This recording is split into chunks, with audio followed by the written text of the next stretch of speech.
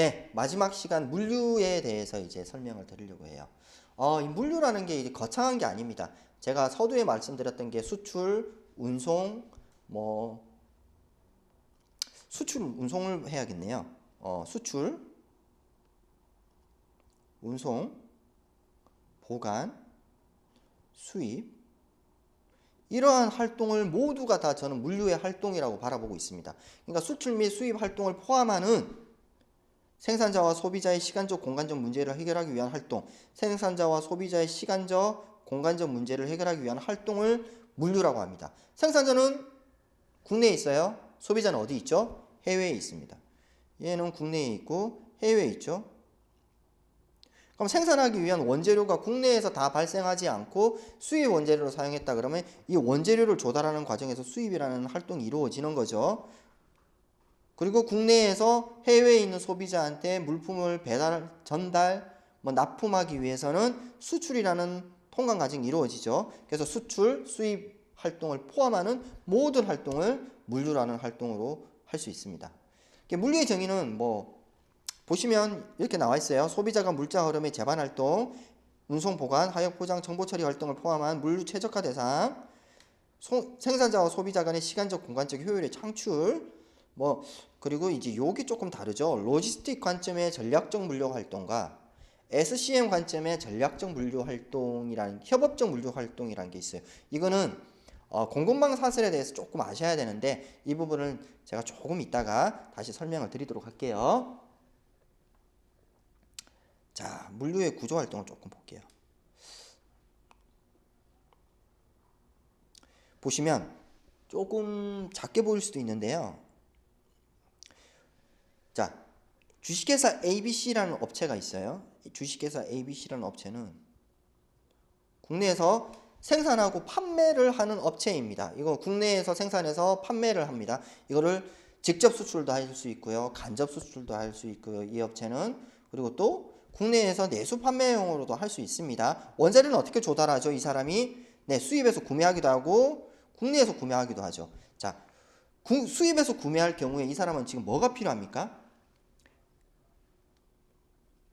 직접 수입을 하는 거기 때문에 인보이스, 포장명세서, BL, 에어웨이 빌은 뭐라고 말씀드렸죠? 아까 제가 에어웨이 빌은 설명을 안 드렸군요.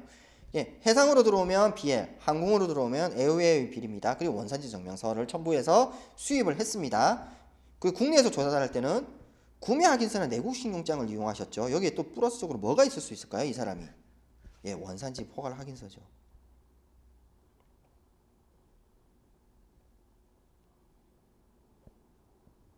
이 서류가 추가적으로 있을 수 있습니다. 그러면 이 물품이 국내산, 한국산이라는 거, 영내산이라는 거 인증을 받으면서 제가 제조 생산한 물품을 한국산 원산지를 표시해서 해외에 수출해서 원산지 증명서를 발행할 수 있다면 수입하는 당사자가 관세 실익이 있는 경우 그 관세 실익만큼 이익을 볼 수 있다. 물론 재납품 가격도 낮아지는 거고 수입자 입장에서도 대체품이 없다면 내 물품을 계속적으로 반복적으로 사용할 수밖에 없습니다. 그러면 꾸준하게 무역 활동을 이루어질 수 있는 거고요. 그럼 해외 수출을 장려하는 정책에 부합하는 과정에서 제 실적을 인정받아서 무역 금융을 지원받을 수도 있고요.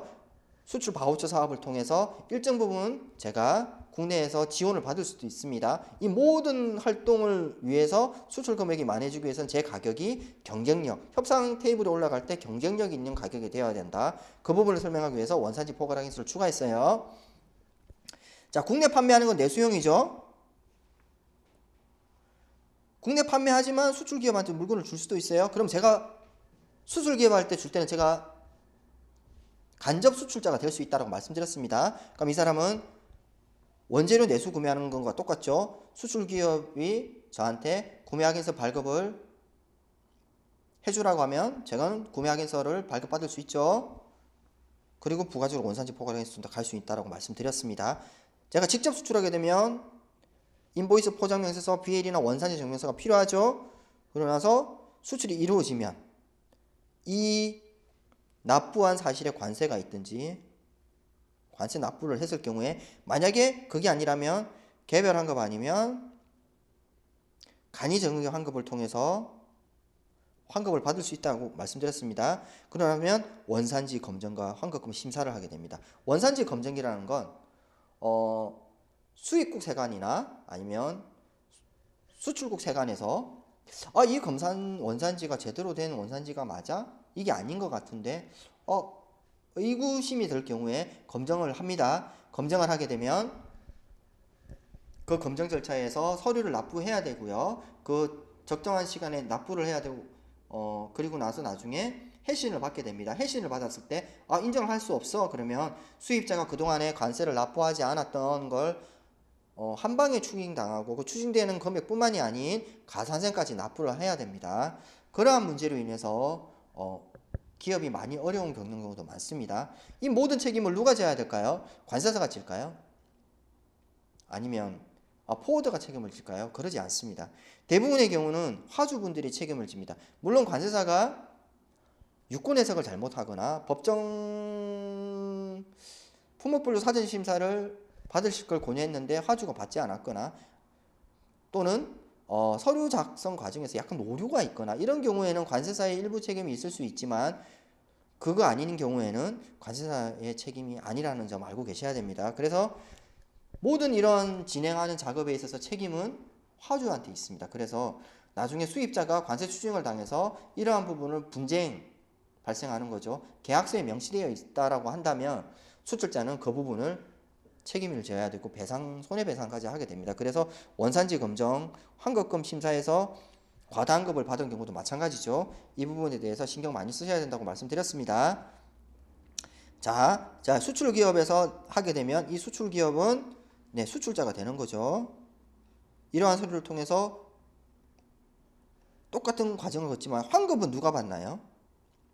만약에 제가 완제품을 생산해서 납품을 했다면 환급은 간이적응 환급을 제주장이 받을 수 있다 그랬습니다. 간이적응 환급을 받을 수 있는 요건 아까 설명드렸어요.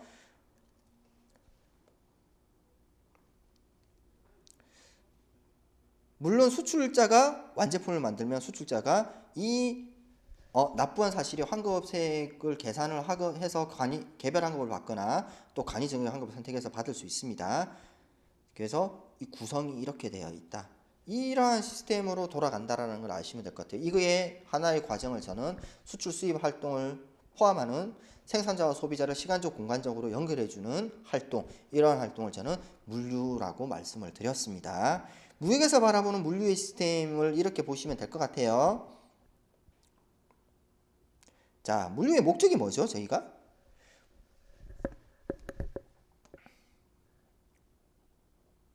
물류의 목적은 물류 비용의 절감, 물류 서비스의 향상이라고 할 수 있습니다. 그럼 물류 비용의 절감, 물류 서비스의 향상. 이거는 누구나 원하는 거죠. 우리가 이렇게 제조업체나 이런 곳을 방문하다 보면 물류 시스템 자체가 좀 불편하다고 해야 될까요? 불합리하다고 해야 될까요?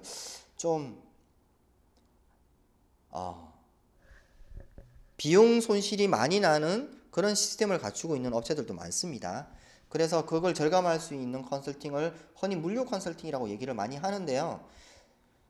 원산재 가격은 오르고 노무비도 오르고 각종 제조 간접비, 변동비, 제조 간접비 안에도 변동비가 있고 고정비가 있을 수 있어요. 여러 가지 이런 활동들을 하면서 기본적인 금액이 있어요. 전기세는 계속 오를 거고요. 연료비도 오를 수밖에 없고요. 노무비도 오를 수밖에 없고 각종 부자재 비용도 계속 오릅니다. 그런데 저희가 절감할 수 있는 건 이 물류 활동에서 얼만큼 시간을 단축하거나 아니면 얼만큼 노동력을 줄이는 거에 따라서 그 물류 비용이 절감될 수밖에 없습니다. 그거를 저희가 물류의 목적인 거죠. 자, 물류의 기능을 한번 둘러볼게요. 운송이 최적화한 거죠. 보관이 최적화예요. 하역이 최적화, 포장 유통가공, 포장 유통의 최적화, 정보 처리의 최적화죠. 운송 서비스의 절감, 보관비의 절감, 하역비의 절감, 포장비의 절감, 정보 처리의 절감 이렇게 적어 놓긴 했지만 실질적으로 운송을 배차를 잡을 때 어떻게 배차를 하느냐에 따라서 다른 거죠. 가령 예를 들어서 제가 부산에 있는 업체, 대구에 있는 업체, 광주에 있는 업체, 뭐 여수에 있는 업체, 국내에 많은 업체에 제가 물품을 원재료를 아니면 어떠한 재화를 납품 공급한다라고 했을 때 배차를 어떻게 짜느냐에 따라서 운송 비용이 절감되는 거고, 보관도 마찬가지죠. 제가 한 해 생산하는 제조 물량이 얼마 정도 있는데 이 제조 물량이 모두가 다 한 창고에 보관되는 게 아니라 생산하고 발주하게 되면 일정하게 안전재고 이외에 이 창고에 쌓여 있는 재고가 얼마 정도가 한계 물량인데, 그러한 시간적 공간적을 절약할 수 있죠. 왜냐하면 발주라는 걸 통해서 물품이 나가죠. 그러면 이 물품은 재고상에 안 잡혀 있죠.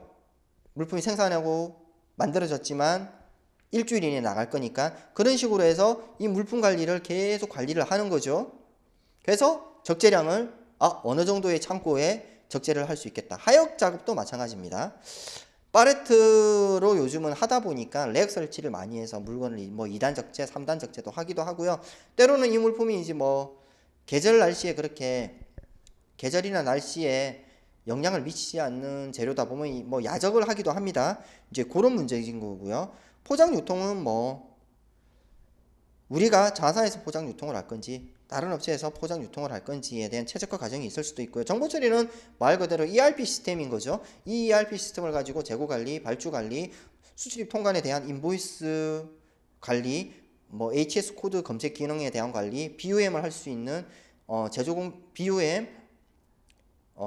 제조 공정도 소명서 작성을 할 수 있는 그러한 시스템을 갖추고 있는 ERP를 쓰고 있다. 그러면 많이 절약되겠죠. 시간도 절약될 뿐만이 아니라 이걸 참고하고 있는 직원의 숫자가 그렇게 많이 없어도 된다라는 거죠. 핵심적으로 이걸 다룰 수 있는 시스템의 직원만 있으면 모두를 다 처리할 수 있죠. 물론 단점도 있죠. 그 한 사람이 퇴사하고 나면 이걸 할 수 있는 사람이 없다. 그래서 여러 명이 이러한 시스템을 갖추고 사용할 수 있는 여력이 있는 게 중요하다라는 거죠. 자, 이렇게 말씀을 드릴 수 있고요. 물류의 영역은 뭐 아까도 제가 말씀드렸죠.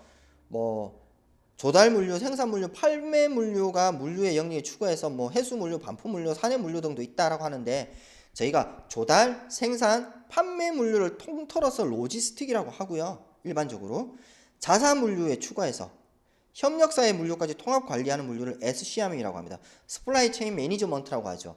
이게 공급망 관리라고 하는데요.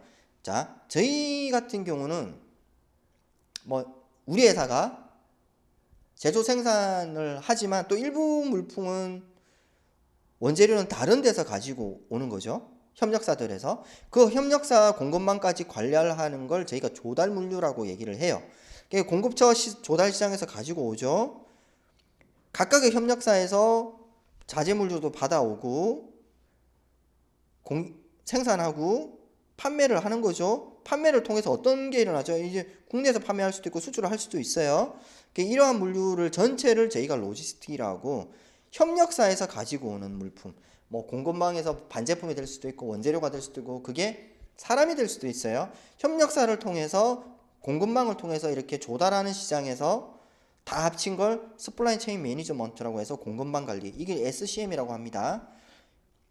그래서 저희는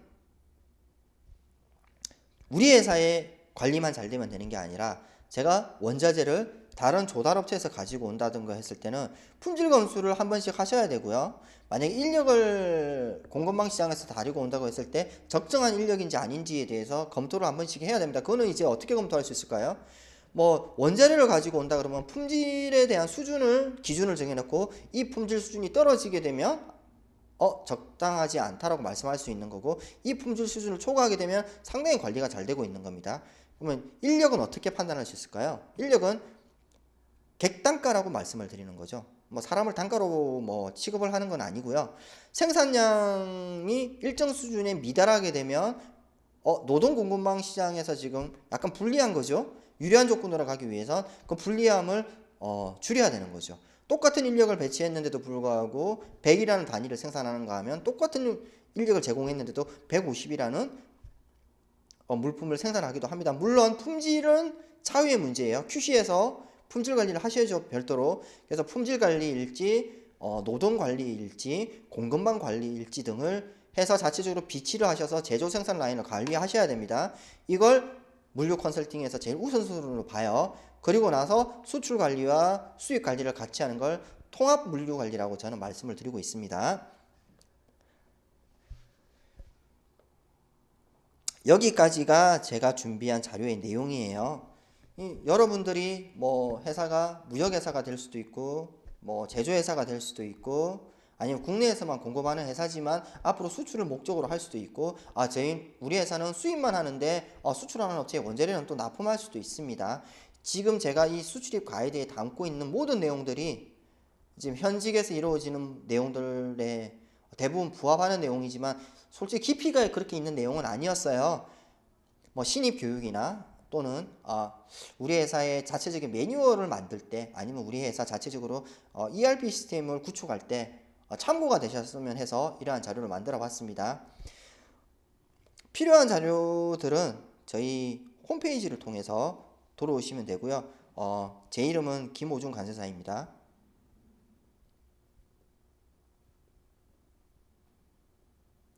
네이버에 김호중 관세사라고 클릭하시면 블로그도 있고요. 블로그에 들어오시면 많은 자료들이 준비되어 있습니다. 거기에서 이제 원하시는 자료 다운받으시면 되고요. 지금 해당 설명하고 있는 이 자료도 제가 블로그 공지사항에 올려놨기 때문에 언제라도 다운받으실 수 있습니다. 무역이나 관세에 대해서 뭐 알고 싶거나 뭐 수출 통관에 대해서 궁금하거나 수입 통관에 대해서 궁금하면 저희 쪽에 이메일 남겨주시면 제가 답변을 드리도록 할 거고요. 그리고 기타 무역 정보라고 해서 이렇게 홈페이지 주소 있습니다. 여기 활용하시면 될 것 같습니다. 지금까지 사람관세사무소의 김호중 관세사였고요. 네이버에 사람관세사무소 김호중 관세사 클릭하시면 블로그에 필요한 자료들 많이 준비되어 있으니까 많은 이용 부탁드리겠습니다. 감사합니다.